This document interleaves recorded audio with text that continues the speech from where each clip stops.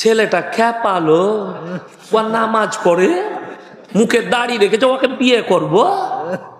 ঠিক বললাম না ভুল বললাম? কোন মেয়ে যদি একবার খালি চোখ মেরে দেয়, ও মোটরসাইকেলের তেল শেষ করে দিবে। কি বলেন? খালি যাবে করে, খালি ও খুঁজে বেড়াবে। কি বললেন? ইশারা তো ডেঞ্জার, এইসব হাজি সাহেবরা বুঝতে পারবে না, এখন আলাদা ডিজাইন। কি বুঝলেন?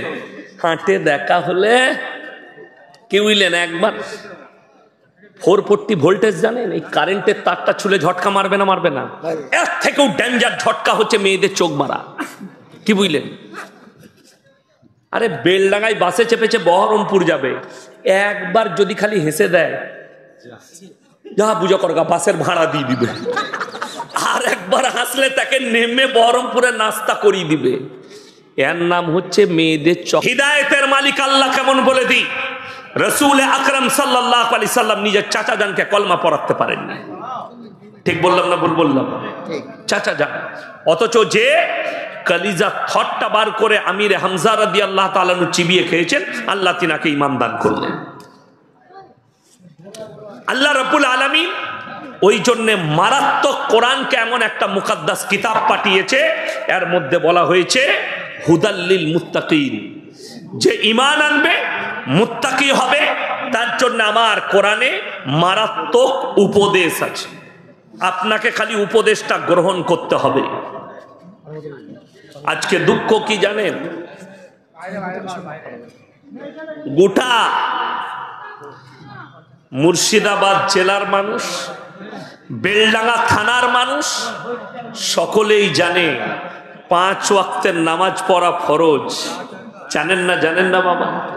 কিন্তু দুঃখটা কি জানেন? 80% মুসলমান বেনামাজি। ঠিক বললাম না? বেলডাঙ্গা বাজারে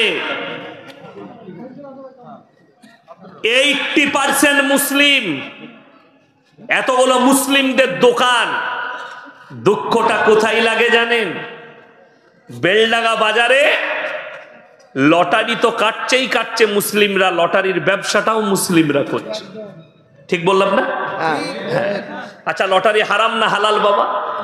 হারাম। যদি হালাল হতো, আমরা মৌলবীরা প্রত্যেক দিন 1 ঘর করে কাটতাম। কথাটা বুঝতে পারেন? বেতন আমাদের কম, 1 কোটি যদি লেগে যায় তা লেগে যাবে, আর মুয়াজ্জিনই থাকবো না, আর ইমামও থাকবো না। কথাটা বুঝতে পারেননি? কিন্তু হারাম, যার কারণে এর ধারে পাশে আমরা যাতায়াত করি না, এর ধারে পাশে যাই না। এই জিনিসটা আপনাকে বুঝে নিতে হবে যে একটা আলেম যখন এই জিনিসটা করে না, নিশ্চয় আমার জন্য হারাম। তা না হলে আমার মসজিদের ইমাম তো হালাল করে নিত। কথাটা বুঝতে পারেননি? তাইলে ভেবে দেখুন, এই বেলডাঙ্গা বাজারে কোন মুসলিম যদি লটারির টিকিট বিক্রি করে, বেলডাঙ্গাবাসীর উচিত তার মহল্লায়, তার পাড়াতে তাকে বয়কট করা। না তোমার পয়সা মসজিদে নেওয়া হবে, না তোমাকে সমাজে মিশতে নেওয়া হবে। আমি বলছি লটারি বন্ধ হয়ে যাবে। ঠিক কিনা কথা বলে? বন্ধ হয়ে যাবে। বেলডাঙ্গায় আপনি বাস করেন একটা পাড়ায়, বেটার বিয়ে দিচ্ছেন, আপনি যদি গান বাজনা করেন আর পাড়ার লোক যদি বলে এর বিয়েতে গান বাজনা হচ্ছে, একে বয়কট করো, না এর বিয়েতে কেউ আমরা যাব না, মসজিদের ইমাম বিয়ে পড়াতে যাবে, আমি বলছি গান বাজনা বন্ধ হবে। ঠিক কিনা কথা বলে? যদি গ্রামের মুসল্লিরা করে, গ্রামের পাড়ার মানুষরা অ্যাক্টিভ হয়, ওই জন্য আমি যুবক দিকে বলে যাব, তোমরা আল্লাহর ঘরের সঙ্গে জুড়ো। সবাই জুড়বেন? জোরে বলুন ইনশাআল্লাহ। তোমরা যদি জুড়ে যাও, শক্তিশালী হবে ইসলাম। জানেন, আল্লাহ নবী সাহাবীরা যখন আস্তে আস্তে কালমা পড়ে মুসলমান হচ্ছেন, তারা লুকিয়ে নামাজ পড়তো। কি করে নামাজ পড়তো বললাম? লুকিয়ে, গোপনে নামাজ হতো, ঘরের ভেতরে নামাজ পড়তো। প্রকাশ্যে নামাজ পড়ার ক্ষমতা ছিল না। যুবকরা শুনবেন, যেদিনে হযরতে উমরে ফারুক রাদিয়াল্লাহু তাআলা ঈমান আনলেন, মক্কার বুকে দাঁড়িয়ে তলোয়ারটা তুলে বললে, শোনো হে মক্কার বেঈমান কাফেররা, আমরা আজ থেকে প্রকাশ্যে নামাজ আদায় করব। কেউ যদি বিবিকে বিধবা করতে চাও, ছেলেকে এতিম করতে চাও, তাহলে উমরের তলোয়ারের নিচে এসে আমাদের নামাজে বাধা দিয়ে দেখাবে। জোরে একবার বলুন নারায়ে তাকবীর। ইসলাম শক্তিশালী হলো, কোন বেঈমান কাফেরের আর বাপের হিম্মত হলো না যে নামাজে বাধা দিই। কেন? এটা উমরের হুঙ্কার। আল্লাহ নবী সাল্লাল্লাহু আলাইহি সাল্লাম চোখের পানি ফেলিয়ে বললেন, ওমর, আমি 40 রাত জেগে আল্লাহর কাছে কেঁদেছি, আল্লাহ আবু জাহেল না হলে উমর দুজনের মধ্যে একজনকে ঈমান দান করো, ইসলাম শক্তিশালী হবে। আল্লাহ আমার দোয়াকে কবুল করেছেন এবং তোমাকে ঈমান দান করেছেন। জোরে বলুন সুবহানাল্লাহ। আজকে আপনি নিজেকে মুসলমান বলছেন হে যুবক, অথচ আপনি ইসলামের মধ্যে আকৃষ্ট নন, আপনার মধ্যে দিনদারি নেই। মসজিদে আপনার একটা জলসা হলে পাড়ার লোককে এলান করে ডাকতে হয় যে মিটিং করব, জলসা আছে, ঠিক কি না? আচ্ছা, সবাই যদি 5 ওয়াক্তের নামাজি হয় আর ডাকা লাগবে না? সবাই তো মসজিদেই আছে, খালি এলান করে দিলেই হয়। পাড়ার লোককে শোনাতে হচ্ছে। আজকে দুঃখ সমাজের প্রতি। মা বোনরা বসে আছে তো নাকি? আছে। পর্দার পেছনে যে মা বোনেরা আছেন, যারা মোবাইলে আমার বায়ান শুনেন, আজকে এখানে দেখছেন, যদি মনে হয় বায়ানটা আবার শুনবে, এখানে এতগুলো চ্যানেল বালা এসছে, নামগুলো জেনে নেবেন, দিয়ে শুনে নেবেন, নামগুলো শুনবেন, আবার ওই চ্যানেলে খুলে আবার বক্তব্যটা শুনবেন। আজকে সমাজটা এমন জায়গায় বেঈমান কাফেররা আপনার মাথায় চেপে নিয়ে গেছে। একটা ছেলে বিয়ে করতে যাবে, বিয়ে ঠিক হবে, ছেলের মুখে যদি দাড়ি থাকে, ছেলে যদি 5 ওয়াক্ত নামাজি হয়, মেয়েরা কি বলে? ছেলেটা খ্যাপালো, ও নামাজ পড়ে, মুখে দাড়ি রেখেছে, ওকে বিয়ে করব। ঠিক বললাম না ভুল বললাম? কেমন ছেলেকে করবে? মাথার চুলটা যেন শুয়োরের মাথার মতো কাটে, সে যেন গুটকাখোর হয়, গাঁজাখোর হয়, মেলাতে ঘুরায়, পার্কে নিয়ে যায়। হে আমার মা, আজকে আমাদের সমাজের যে ছেলেটা গাঁজা খায়, বিড়ি খায়, মদ খায়, শুয়োরের মাথার মতো চুল কাটে, এরা তাদেরকে বলে স্মার্ট। আর একটা ছেলে 5 ওয়াক্তের নামাজি, হারাম হালাল বেঁচে চলে, ওটা খ্যাপালো। কত দুঃখ। ছেলে আর দাড়ি রাখবে? এমনি তো এরা খেপে গেছে। কারা? যুবকরা। যদি খালি বেলডাঙ্গা বাজারে হাটের দিনে কোনো মেয়ে যদি একবার খালি চোখ মেরে দেয়, ও মোটরসাইকেলের তেল শেষ করে দিবে। কি বলেন? খালি যাবে করে, খালি ও খুঁজে বেড়াবে। কি বললেন? ইশারা তো ডেঞ্জার, এইসব হাজি সাহেবরা বুঝতে পারবে না, এখন আলাদা ডিজাইন। কি বুঝলেন? হাটে দেখা হলে, কি বুঝলেন, একবার 440 ভোল্টেজ জানেন, এই কারেন্টের তারটা ছুলে ঝটকা মারবে না? মারবে না? এর থেকেও ডেঞ্জার ঝটকা হচ্ছে মেয়েদের চোখ মারা। কি বুঝলেন? আরে বেলডাঙ্গায় বাসে চেপেছে বহরমপুর যাবে, একবার যদি খালি হেসে দেয়, যা বুঝা করগা, বাসের ভাড়া দিয়ে দিবে। আর একবার হাসলে তাকে নেমে বহরমপুরে নাস্তা করিয়ে দিবে। এর নাম হচ্ছে মেয়েদের চক্রান্ত। কি বুঝলে? ইসলামে মেয়েদের পর্দা কেন আনা হয়েছে জানেন? একাধিক ঘটনা কোরআনের, নবীদের, পয়গম্বরদের ঘটনা কোরআনে আনা হয়েছে, যার কারণে পৃথিবীর মানুষ যেন নবীর উম্মতি এরা যেন শিক্ষা পায়। হযরতে ইউসুফ নবীর ঘটনা আনা হয়েছে কিসের জন্য? এই জিনাকারী থেকে বাঁচার জন্য। কোরআনে আছে ওয়ালাকাদ হাম্মাত বি ওয়া হাম্মা বিহা লাউলা আর রাব্বুরহানা রব্বি। ইউসুফ নবীর সামনে যখন জুলাইখা নিজেকে বেবস্ত্র করে দাঁড় করিয়েছে, ইউসুফ নবী বলছেন কিছুক্ষণের জন্য শয়তান আমাকে ধোঁকা দিয়েছে। তাইলে ভেবেলেন, একটা পয়গম্বর নিষ্পাপ, একটা নবী নিষ্পাপ এবং জান্নাতি, সেই পয়গম্বর যদি বলে নিজের মুখে কিছুক্ষণের জন্য শয়তান আমাকে ধোঁকা দিতে চেয়েছিল, যখন সেই নারী ন্যাংট অবস্থায় আমার সামনে দাঁড়ায়, নিজের শরীর খুলে দাঁড়ায়, আপনি ভেবে দেখুন আপনারা তো অনেক দূরের কথা, আমাদের মতো মৌলবীরা আমরাও ঠিক থাকতে পারবো? নাফস দিয়েছে আল্লাহ। অনেকজন বলবেন না, আপনারা হুজুর মানুষ, আপনারা মেয়েদের দিকে তাকাবেন কেন? আচ্ছা বলুন তো, কুকুর ন্যাংটো ঘুরে বেড়ায় না কাপড় পরে? ন্যাংটো। আচ্ছা আমরা কাপড় পরে আছি না ন্যাংটো? তার জন্য আমরা ইনসান। কেন? ইনসানের ইজ্জত আল্লাহ দিয়েছে, দিয়েছে না দেয়নি? লিবাসে তাকওয়া বলা হয়েছে রাসূলকে, যার কারণে শরীর ঢাকা ফরজ, সাতার আপনি বার করতে, সাতার বার করা হারাম। যেমন একটা নারী, তার জন্য পর্দাকে ফরজ করা হয়েছে। যদি পর্দার কোনো সিস্টেম ইসলামে থাকতো না, নারীদের জন্য পর্দার ফরজ আসতো না, তাইলে যা ইচ্ছা তাই পোশাক পরতো, কোনো দোষ ছিল না। কিন্তু পর্দা যেদিন থেকে ফরজ হয়েছে, সেই দিন থেকে কোরআনে আছে ওয়াদরিব খুমুরিহিন্না আলা জুনুবিহিন, নারী তুমি নিজেকে ঢেকে লাও, পর্দা নির্ধারিত করো, তোমরা কোনোদিন ধর্ষিত হবে না, লাঞ্ছিত হবে না। পর্দা কেমন ফরজ আমরা জানি না। আপনাকে বলে দিই, চকলেটের দাম কত? 1 টাকা, তাই না? আচ্ছা ওটা খুলে বিক্রি করে না প্যাকেটের মধ্যে থাকে? বাবা প্যাকেটের মধ্যে থাকে। আপনি ভেবে দেখুন, 1 টাকার চকলেট, সেটা খুলে দিলে যদি তার ইজ্জত নষ্ট হয়ে যায়, আপনি যদি ওই ইজ্জত মাছি বসার কারণে ওই 1 টাকার চকলেটটা কিনে খাবেন না, ওর ইজ্জত আপনার কাছে শেষ হয়ে গেল। আপনি ভেবে দেখুন, আপনার বিটির কতটা আল্লাহ ইজ্জত দিয়েছে, আপনার মায়ের কতটা ইজ্জত, আপনার বোনের কতটা ইজ্জত, আপনার স্ত্রীর কতটা ইজ্জত, আল্লাহ একটা নারীর কতটা ইজ্জত দিয়েছে। এই চিন্তাধারা যদি আপনার ব্রেনে থাকতো, তাহলে আপনি বুঝতে পারতেন যে 1 টাকা চকলেটের ইজ্জত যদি এতটা হয়, তাহলে আমার মায়ের, আমার বোনের, আমার বিটির ইজ্জত কত। আজকে বাজারে কারা বেশি কথা বলে না? হ্যাঁ, মেয়েরা বেশি, ছেলেরা কম। ছেলেরা লয়। আপনি বেলডাঙ্গা বাজারে দেখতে পাবেন, বড় কষ্ট লাগে। আমি মাঝে মাঝে আলিফ ভাইয়ের দোকানে চা খাই, দাঁড়িয়ে বাজারও করি। সবজির দোকানটা পেছনে আছে, আমি সবজি নিই।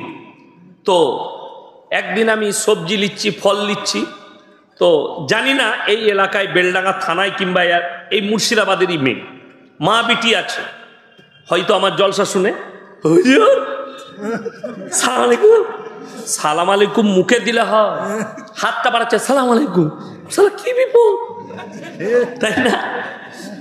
আমি বললাম, মা তোমাকে টাচ করা হারাম, তোমাকে দেখাটাও আমার জন্য বেশিক্ষণ হারাম। তুমি মুলাকাত করতে চাইছো, কি দিন বুঝেছে বুঝেলে? এটাকে বলা হয় অন্ধভক্ত। ভক্ত ভালো, অন্ধভক্ত খারাপ। আমাদের দেশে অন্ধভক্ত হওয়ার কারণে সমাজের কিছু লোক জাহান্নামের পথ অতিক্রম করছে। অন্ধভক্ত যেমন আপনাকে বলে দিই, অন্ধভক্ত হলে তারা কিরকম বিপদে পড়বে। আমাদের দেশে কয়েকটা বড় বড় দামি বাবা এখন জেলের কুঠরিতে আছে, জানেন না? জানেন না? রাম রহিম বাবা ধর্ষণ কেসের আসামি, 250টা মেয়েকে ধর্ষণ করেছে তার গুফাতে। কি করে? এসে বলতো, বাবা हमारे बेटियों को आशीर्वाद दे दीजिए। बोले हमारे गुफा में भेज दो। साला गुहार ভেতরে আশীর্বাদ। আপনারা যদি, আমি জলসা করতে এসেছি, যদি বলেন হুজুর আমার মেয়ের জন্য দোয়া করবেন, আমি কি বলবো আল্লাহ তোমার মেয়ের মঙ্গল করুন, আল্লাহ তোমার মেয়েকে সুখী করুন? না আমি বলবো আমার কামরায় পাঠিয়ে দে, তবে দোয়া দেবো? বড় কষ্টের বিষয়। এই বাবা রাম রহিম শুধু এ জেলে নাই, এর ভক্তরা অন্ধ হওয়ার কারণে নিজেদের বিটি দিকে ঠেলে দিত তার গুফায়, আর ও জিনা করতো এই সুযোগে। যেহেতু ওরা অন্ধভক্ত, তাদের বিটির সঙ্গে, মায়ের সঙ্গে জিনা করত। রাজা রামপাল জেলের কুঠরিতে বসে আছে, 150টা মেয়ের ধর্ষণকারী বাবা। শুধু ধর্ষণ করি ক্ষান্ত থাকতো না, সে যে 70 বছর বয়স সেই বাবার, সে যে চকলেটটা খেত, চকলেটের দামই হচ্ছে 75,000 টাকা। আপনারা হাসবেন, এ হুজুর পাগল হয়ে গেছে, চকলেটের দাম 75,000। হ্যাঁ, আমেরিকার ওই চকলেট টাকারা খাই। শুনেলেন, যারা সেক্স করে এই চকলেটটা খাওয়ার পরে একবারে 10টা মেয়ের সঙ্গে সেক্স করা যাবে, এত যৌবন ক্ষমতা বাড়িয়ে দিবে। এই বাবা খেত আর 10 জন 15 জন মেয়েকে ধর্ষণ করতো, গুফায় ডেকে ডেকে নিজের ঘরে ডেকে। আমাদের দেশে, আমাদের সমাজে কিছু কানা দাজ্জাল পীর বেরিয়েছে, বলছে তোর মাকে ডেকে দে, বোনকে ডেকে দে, আমাদের পার্টি। আমাদের বর্ধমানে আছে, বীরভূমে আছে। হ্যাঁ, বীরভূমে আছে, আমি নাম করব না। এক মাল, খুঁড়া মাল, পিসায়, তার কাছে গেলে বলছে সুগার হোক, জ্বর হোক, সর্দি হোক, ক্যান্সার হোক, এক রাত যদি কোনো মেয়ে তার ঘরে থাকে তার সব রোগ ভালো হয়ে যায়। ছেলে হচ্ছে না, বলছে মাজারে 3 দিন শুয়ে থাকবি, ছেলে হয়ে যাবে। আমরা শুনেছি স্বামীর পাশে শুলে ছেলে হয়, এরা বলছে মাজারে শুলে ছেলে হবে। কথাটা বুঝতে পারেননি? কত আশ্চর্যের বিষয়। এগুলোকে বলা হয় অন্ধভক্ত। তুমি কবর জিয়ারত করো বুজুর্গানে দিনদের।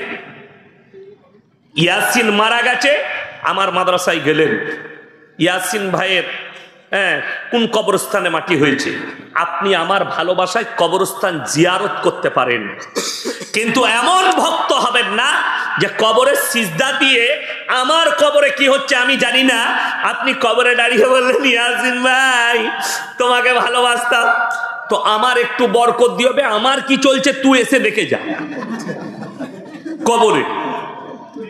কথাটা বুঝতে পারেননি? আমার কবরে কি হচ্ছে আমি নিজে জানি না, আর ও বাইরে থেকে বলছে। আমাদের দেশে অসুবিধা কি জানেন, আমার আব্বার বয়স হয়েছে 80 বছর, কত বললাম 80। এখন লোকে দাওয়াত দিয়ে নিয়ে গেলে ধরে ধরে স্টেজে চাপাচ্ছে, বেচারা 40 মিনিট 1 ঘন্টা বলছে। এখন আমার আব্বার শক্তি নাই, ঠিক বললাম না ভুল বললাম? এইরকম কিছু পীর আছে, কানা দাজ্জাল, হারামখোর, খাটে শুয়ে আছে, পানি খেতে পারে না, লোকে পানি খাইয়ে দিচ্ছে চামচে করে, কিন্তু মরে যাওয়ার পরে, কবর হওয়ার পরেই বলছে হুজুরের পাওয়ার বেড়ে গেছে। সালা বেঁচে ছিল, চলতে পারছে না, মরে গেল, পাওয়ার বেড়ে গেল। কে বুঝাবে? এগুলো হচ্ছে অন্ধভক্তি। আজকে সমাজ শেষ হয়ে গেছে। কেন? কিছু লোক শেষ করে দিচ্ছে। কোরআন শোনাবো, আপনারা কি মনে করেছেন এই আলেমরা ধোয়া তুলসী পাতা? আমরা অনেক দূরের কথা। আল্লাহ কোরআনে বললেন, সূরা আরাফ একবারই প্রথম পৃষ্ঠা, ফালানাসআলান্নাল্লাযীনা উরসিলা ইলাইহিম ওয়ালানাসআলান্নাল মুরসালিন। আমি আল্লাহ রাব্বুল আলামিন, মৌলবি মোল্লা পীর ফকির এরা অনেক দূরের কথা। আমি কিয়ামতের দিনে নবী পয়গম্বর রাসূলকেও দাঁড় করাবো, তাদের কাছেও সওয়াল যাবে, তুমি তোমার কওমকে কিভাবে দাওয়াত দিয়েছো? তারা উত্তর দেবে, আল্লাহ আমরা দ্বীনের কথা পৌঁছে দিয়েছি। তাদের কওমকে জিজ্ঞেস করা হবে, তোমাদের কাছে কি আল্লাহ দাওয়াত পৌঁছায়নি? তোমাদের কাছে কি আল্লাহ দ্বীন পৌঁছায়নি? আপনার কাছে পৌঁছে থাকলে, আপনি যদি ব্যর্থ হয়ে থাকেন, আপনার বাঁ হাতে আমলনামা যাবে। সেই দিনে সবাই নিজের নিজের হিসেব দেবে।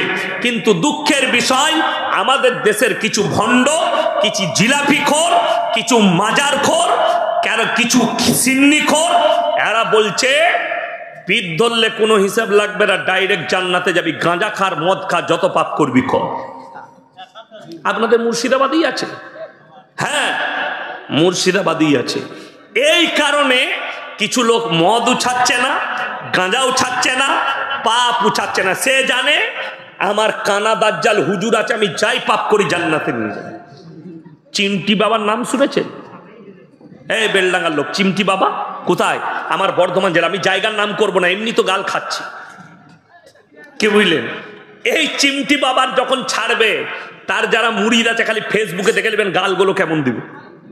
আমি বলেছি কালকে লালগোলায়, ফেসবুকে গাল দেওয়া খুব সহজ।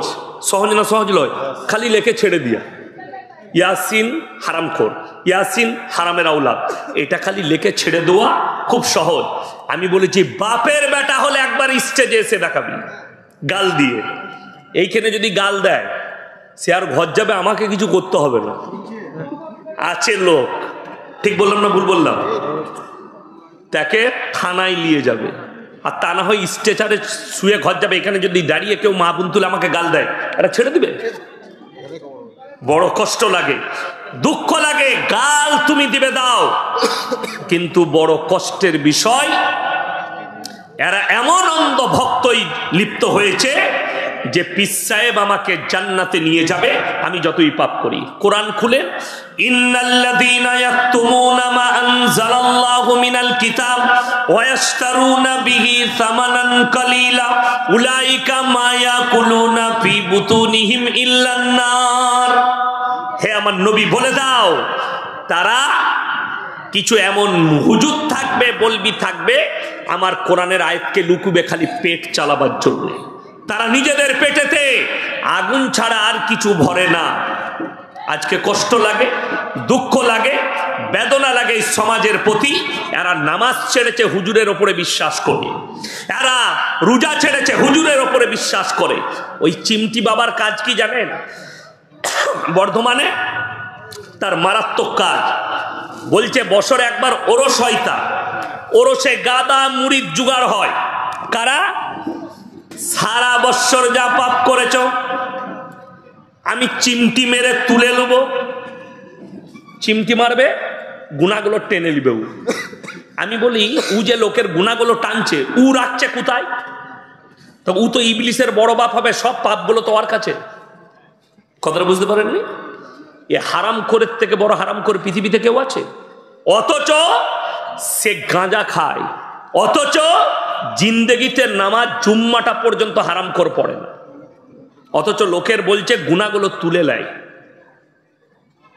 আশ্চর্যের বিষয়। একজন আছে বর্ধমানের বীরভূম আর বর্ধমানের বর্ডারে, আমি জায়গার নাম করব না, সে বলছে নামাজ কন্টেকে নেয়। নামাজের কন্টেক্টটা মানে তোকে আর নামাজ পড়তে হবে না, তুই ওকে 1000 টাকা দিবি, 1 বছরের নামাজটা ও পড়ে দিবে। হ্যাঁ, তার ওরসেও লোক হয়, তারও মুরিদ আছে। আশ্চর্যের বিষয়, কত দুঃখের বিষয় যে তোকে আর নামাজ পড়তে হবে না, তুই যত রকমের পাপ আছে করে যা, জিনা কর, মদ খা, যত রকমের পাপে লিপ্ত হবি হ, আমরা অবশ্যই তোর নামাজটা পড়ে দেবো। তাহলে বুঝলেন এরা সমাজকে কিভাবে ধ্বংস করছে। লোক আর নামাজ পড়বে, তার মুরিদ যারা হবে তারা আর পাপ থেকে সরবে, তারা জীবনে সরবে না। গল্প গুজবে শেষ হয়ে গেছে, সমাজকে দুর্নীতিতে ভরে দিয়েছে। এটা সাধারণ মানুষের অপরাধ নয়, আমাদের মতো মৌলবীর অপরাধ। আপনাকে আমি সুদটা হারাম বুঝাতে পারলাম না, স্টেজে এসে গল্প করে পালিয়ে গেলাম। আপনাকে লটারি হারাম বুঝাতে পারলাম না, এসে গল্প করে চলে গেলাম। আমি নামাজটা ফরজ এটা বুঝাতে পারলাম না। আল্লাহর কাছে কি করে এই বক্তারা দাঁড়াবে? গল্প গুজব করে। কার গল্প চলছে? বাপ দাদুর গল্প আর পীরের গল্প। এই গল্প চলছে সমাজের বুকে, যে সমাজকে শেষ করে দিলে। কিছু লোক এরকম আছে আমাদের সমাজে, যে গল্প গুজবই ভালোবাসে। এমন এমন আজগবি গল্প অমুসলিম ভাইরা টোল করছে যে ইসলাম এরকম ধরনের, ইসলামের গল্পই ভরা, ইসলাম কুসংস্কারে ভরা। আশ্চর্য লাগে। এই মাসটা পৌষ মাস চলছে, আজকে কত তারিখ জানি না, কত আজকে পৌষ মাসের